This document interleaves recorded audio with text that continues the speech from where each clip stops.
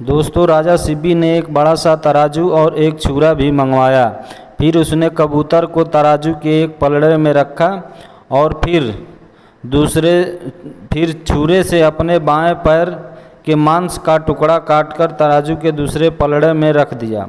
तो दोस्तों आप देख रहे हैं स्टोरी वॉइस और मैं हूं चंदन। तो दोस्तों आज मैं आप सभी को एक राजा शिब्बी के बारे में बताऊंगा कि क्यों काटकर चढ़ाया था अपना मांस। दोस्तों उसिनर नाम के राजा का एक पुत्र थे जिनका नाम शिब्बी था। शिब्बी नाम के राजा का दिनों पर दिन यश बढ़ता जा रहा था, यहाँ तक कि उनका चारित्रिक गुणों की प्रशंसा का डंका ऐसा बजा कि उस डंका की आवाज़ देवलोक तक जा पहुँची।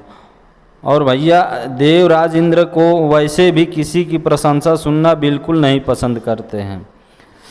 इसके बाद भी जब देवराज इंद्र ने राजा शिब्बी के बारे में सुना तो इंद्रदेव ईर्ष्या के कारण व्याकुल हो उठे और तब उन्होंने राजा शिब्बी का परीक्षा लेने का निर्णय किया।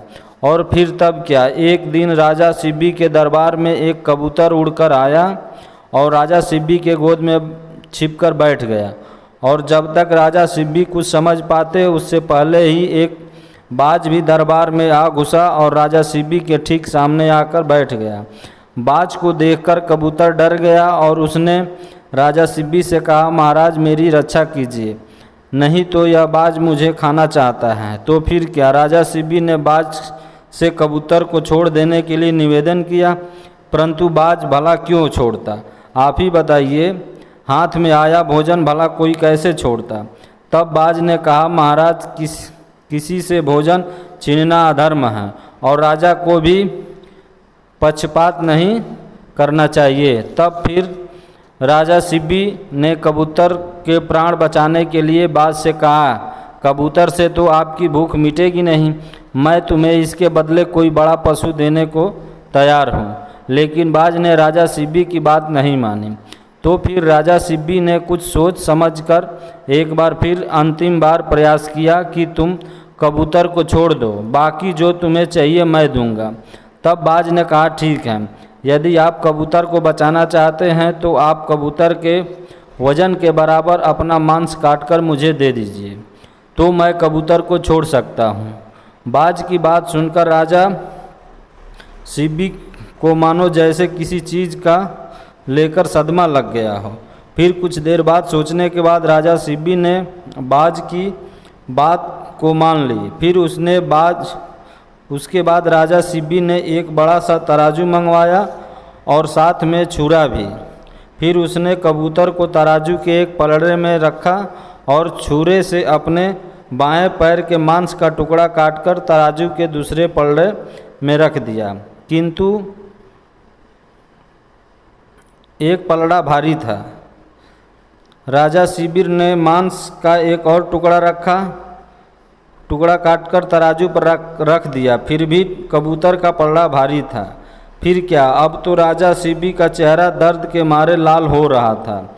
कबूतर और बाज भी राजा शिब्बी को आश्चर्यचकित से देखने लगे। फिर क्या, राजा शिब्बी ने एक बार फिर से छुरा उठाया और इस बार अपने दूसरे पैर से मांस का टुकड़ा काटकर तराजू पर रख दिया। उसके बाद तराजू थोड़ा सा हिला, लेकिन फिर भी कबूतर का वजन अभी भी ज़्यादा था।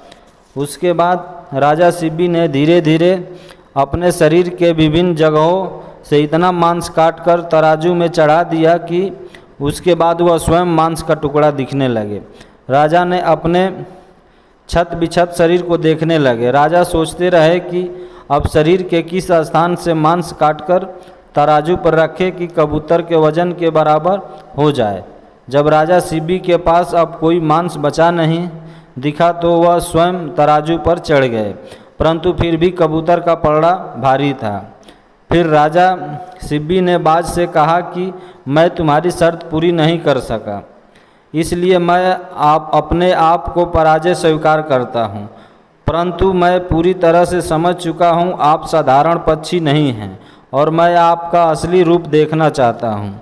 तब जाकर कबूतर और बाज ने अपना असली रूप में प्रकट हुए और बाज के जगह पर देवराज इंद्र और कबूतर के जगह पर अग्निदेव खड़े हुए और इंद्रदेव ने राजा शिबी से कहा कि महाराज, मैं आपकी परीक्षा ले रहा था और आप अपने परीक्षा में सफल हो गए। मैंने आपके बारे में जितना सुना था, आप उससे ज़्यादा उदार और धर्म प्राणय हैं। मैं आपको प्रणाम करता हूँ। फिर देवराज इंद्र ने राजा शिबी को स्पर्श करके उनको आशीर्वाद दिया। तो उसके बाद राजा शिबी पहले की तरह कांतिमय और बिल्कुल स्वस्थ हो गए। फिर उसके बाद अग्निदेव ने भी राजा शिबी को आशीर्वाद दिया कि महाराज, आपने जो किया है उसके सामने धर्म और उदारता के समस्त कृत्य तुच्छ हैं। संसार में युगों युगों तक आपकी ख्याति रहेगी। बस यही कहकर इंद्रदेव और अग्निदेव अंतर्ध्यान हो गए।